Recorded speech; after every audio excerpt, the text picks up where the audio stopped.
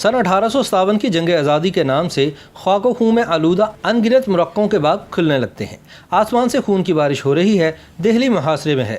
बनारस में इंतकाम की आग भड़क उठी है। कानपुर और लखनऊ में कत्लेआम जारी है। हज़ारों जांबाज आज़ादी का परचम लहराते हुए उठते हैं और ढेर हो जाते हैं। शहर शोलाजार बने हुए हैं। कानपुर, दिल्ली, लखनऊ, बरेली, झांसी, बांदा और फर्रुखाबाद उजड़ते जा रहे हैं। आखिरी मार्का झांसी का था और झांसी की दलेर रानी मर्दानावार अंग्रेज फौजों के खिलाफ लड़ी। कहते हैं बहादुर वो है जिसकी अजमत का एतराफ़ दुश्मन भी करे। जब रानी ऑफ झांसी का नाम आता है तो अंग्रेज जर्नैलों से लेकर अंग्रेज मुअर्रिखों तक सभी के सर एहतराम से झुक जाते हैं। सन 1857 की जंग आज़ादी की ये हीरोइन अपनी दानाई, दलेरी, इंतज़ामी सलाहियत और जंगजूयाना सिफात की बदौलत तारीख में हमेशा जिंदा रहेगी। रानी झांसी का नाम बचपन में मन्नूबाई था, जो बाद में लक्ष्मीबाई के नाम से मारूफ हुई। ये झांसी के राजा गंगाधर राव की दूसरी बीवी थी। गंगाधर राव ने सन 1853 में वफात पाई। औलाद थी नहीं, इसलिए उसने अपने खानदान के एक लड़के आनंद राव को बेटा बना लिया। ये उस जमाने की बात है जब एक एक करके बरसगीर की तमाम देसी रियासतों को अंग्रेज सल्तनत में शामिल किया जा रहा था। झांसी की रियासत भी बहक सरकार जब्त कर ली गई। झांसी की रानी लक्ष्मीबाई को 5,000 रुपये माहवार पेंशन मुकर्रर हो गई। अलबत्ता शौहर की जाती जायदाद इसके कब्जे में रही। कंपनी सरकार की इस गद्दारी और चीरादस्ती पर रानी झांसी की आंखों में खून उतर आया, लेकिन उसने निहायत दानाई से काम लेकर इस शोले को दबाए रखा ताकि कब्ल अज़ वक्त भड़क कर रहे सहे असासे को भी राख न कर दे। रानी ने 3 साल निहायत सब्र सुकून से गुजारे और अपनी जाती रियासत का इंतजाम चलाकर गैर मामूली जहानत और सलाहियत कार का सबूत दिया। एक अंग्रेज मौरिख डीवी प्रिस्नस रानी लक्ष्मीबाई के मामूलात ज़िंदगी के बारे में लिखते हैं कि वो अपने रोज़मर्रा मामूलात में निहायत सख्त थीं। हर रोज़ दरबार लगाती। हाफजा इस कदर तेज था कि 750 सरदारों में से जो बिलानागा दरबार में हाजिरी देते थे, अगर कोई सरदार किसी दिन हाजिर न होता तो दूसरे दिन जवाब तलब कर लेती। तहाइफ मिलते तो खादिमों में तकसीम कर देती। मर्दाना लिबास पहनती। गहरे नीले रंग का कोट पजामा और टोपी इसका पहनावा था। कमर में दुपट्टा बांधती और 7 शमशीर लटकती हुई। जनाना लिबास से भी परहेज न था। अहकाम कभी मुंशी से लिखवाती, कभी खुद लिखती। हर बात नबे तुले और सादा अल्फाज में होती। रहमदिल इतनी थी कि एक बार हज़ारों फ़कीरों को सर्दी में ठिठुरता हुआ देखा तो शहर के सारे दर्जी बुलवाए और 4 दिन के अंदर ही अंदर कपड़े और कंबल उनके लिए बनवाए और तकसीम किए। मैदान जंग में जख्मियों की मरहम पट्टी की निगरानी भी खुद करते। झांसी की रियासत अंग्रेजों के हाथों जब्त होने के 3 साल बाद जब इनकलाबियों ने झांसी में अंग्रेजों के खिलाफ मोर्चा कायम किया तो अंग्रेज जनरल सरफरोज ये मोर्चा तोड़ने के लिए झांसी की जानिब रवाना हुआ। सरफरोज का बयान है कि उन्होंने मुखालिफ फौजों में औरतों को भी देखा जो तोपखानों में काम कर रही थी और असलहा ढो रही थी। सरफरोशी और जानबाजी का जज्बा कि औरतें भी मैदान जंग में निकल आईं किसी मामूली क़यादत के बस की बात नहीं। यही वजह है कि झांसी की लड़ाई सिर्फ कला में बंद होकर नहीं लड़ी गई, बल्कि गली कूचों में भी घुमसान का रन पड़ा। अंग्रेज सिपाहियों पर सिर्फ गोलाबारी नहीं हुई, इन पर पत्थर और लकड़ियां तक फेंकी गई। अंग्रेज फौजें झांसी के कला पर 60-60 पाउंड के गोले बरसा रही थी, जो रात में छोटी गेंद की तरह नजर आते थे और दिन की रोशनी में नजर भी न आते थे। मुजाहिदों के तोपखाने गुलाम गौस खान के हाथों सारी अंग्रेजी फौज पर भारी थे।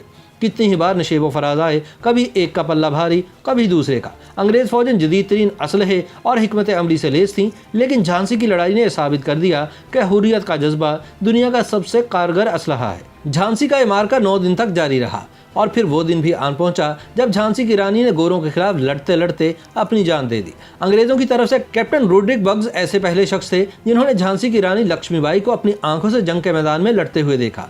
उन्होंने घोड़े की लगाम अपने दांतों से दबा रखी थी और दोनों हाथों से तलवार चला रही थी और एक साथ दोनों तरफ वार कर रही थी। इस जंग में हिस्सा लेने वाले जॉन हेनरी सिल्वेस्टर ने अपनी किताब recollections of the campaign in Malwa and central India में लिखा है कि अचानक रानी जोर से चिल्लाई, मेरे पीछे आओ, और 15-20 घुड़सवारों की एक नफरी इनके पीछे चल पड़ी। वो जंग के मैदान से इतनी तेजी से निकली कि अंग्रेज फौजियों को इसे समझने में कुछ सेकंड्स की देर हो गए। अचानक रोड्रिक ने अपने साथियों से चिल्लाकर कहा, that's the Rani of Jhansi, catch her. रानी और इनके साथी अभी 1 मील ही पहुंचे थे कि कैप्टन बर्ग्स के फौजी इनके सर पर आ पहुंचे। ये जगह कोटा की सराय थी। लड़ाई नए सिरे से शुरू हुई। रानी के एक फौजी के मुकाबले में औसतन 2 बरतानवी फौजी लड़ रहे थे। अचानक रानी को अपने बाएं सीने की जानिब दर्द महसूस हुआ, जैसे कि किसी सांप ने काट लिया हो। एक अंग्रेज सिपाही जिसे वो देख न सकी थी, उसने इनके सीने में संगीनें उतार दी थी। वो मुड़ी और हमलावर पर अपनी तलवार से टूट पड़ी। रानी की चोट बहुत गहरी नहीं थी, लेकिन खून तेजी से निकल रहा था। अचानक घोड़े पर दौड़ते हुए इनके सामने पानी का चश्मा आ गया। रानी ने सोचा कि अगर वो छलांग लगाकर आबशार के पार हो जाएं तो कोई इन्हें नहीं पकड़ सकेगा। इन्होंने घोड़े को एड़ लगाई, लेकिन घोड़ा छलांग लगाने की बजाय इतनी तेजी से रुका कि वो इसकी गर्दन तक सिरक कर पहुंच गई।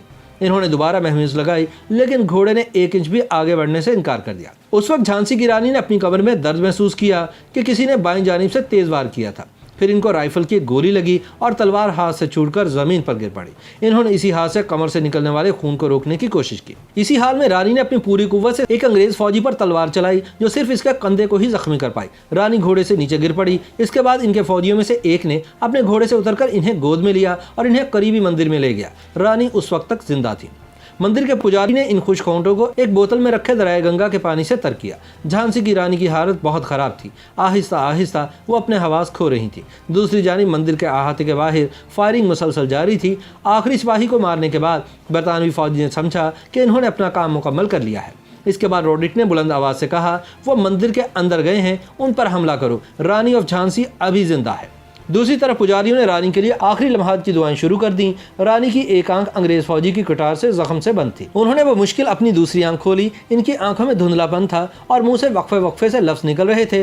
दामोदर, मैं इसे तुम्हारी निगरानी में छोड़ती हूँ। इसे छावनी ले जाओ, दौड़ो उसे ले जाओ।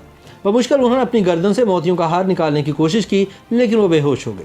मंदिर के पुजारी ने इनकी गर्दन से मोतियों का हार निकाला और मुहाफिज के हाथ में देकर कहा, इसे दामोदर के लिए रखें। रानी की सांसें तेजी से चलने लगी। जख्म से निकलने वाला खून फेफड़ों में जमा होने लगा। आहिस्ता आहिस्ता वह डूबने लगी। यकायक इनमें फिर से जान आ गई। इन्होंने कहा कि अंग्रेज़ों को मेरा जिस्म नहीं मिलना चाहिए। यह कहते ही इनका सर एक तरफ झुक गया। इनकी सांस एक बार फिर तेज हुई और फिर सब पुरसुकून। झांसी की रानी लक्ष्मीबाई की रूह परवाज कर चुकी थी। रानी के चंद मुहाफिजों ने फौरन लकड़ियां जमा की और रानी के जिस्म को इस पर रखकर आग लगा दी। इनके इर्द गिर्द राइफल चलने की आवाज़ें बढ़ती जा रही थी। मंदिर के बाहर अब तक सैकड़ों बरतानवी फौजी जमा हो चुके थे। मंदिर के अंदर से अंग्रेज़ों पर सिर्फ 3 राइफलें गोलियां बरसा रही थी। पहले एक राइफल खामोश हुई, फिर दूसरी और फिर तीसरी भी खामोश हो गई। जब अंग्रेज मंदिर में दाखिल हुए तो वहां से कोई आवाज़ नहीं आ रही थी। सब कुछ पुरसुकून था। सबसे पहले रोड्रिक बग्स अंदर दाखिल हुए। वहां रानी के कई दर्जन सिपाहियों और मंदिर के पुजारियों की खून में लथपथ लाशें पड़ी हुई थी। कोई भी जिंदा नहीं था, लेकिन सिर्फ एक लाश की तलाश जारी थी। उस वक्त उनकी नज़र एक चिता यानी लाश को जलाने वाली आग पर पड़ी, जिसकी लिपट अब मध्यम पड़ चुकी थी। उन्होंने अपने बूट से इसे बुझाने की कोशिश की। फिर इन्हें जलते हुए इंसानी जिस्म के वाक़ियात नजर आए। रानी की हड्डियां तकरीबन राख हो चुकी थीं। यूं झांसी की दलेर रानी की लाश अंग्रेजों के हाथ नहीं लग पाई। YouTube पर गूगली न्यूज देखने के लिए youtube.com की सर्च बार में गूगली न्यूज टीवी टाइप करें। गूगली न्यूज के पेज पर सुर्ख रंग के सब्सक्रिप्शन वाले बटन पर क्लिक करना ना भूलिए। YouTube पेज पर अपलोड होने वाली वीडियोस से बाखबर रहने के लिए बेल आइकन पर क्लिक कीजिए। आपको हर नई वीडियो के बारे में नोटिफिकेशन मौसूल हो जाएगा।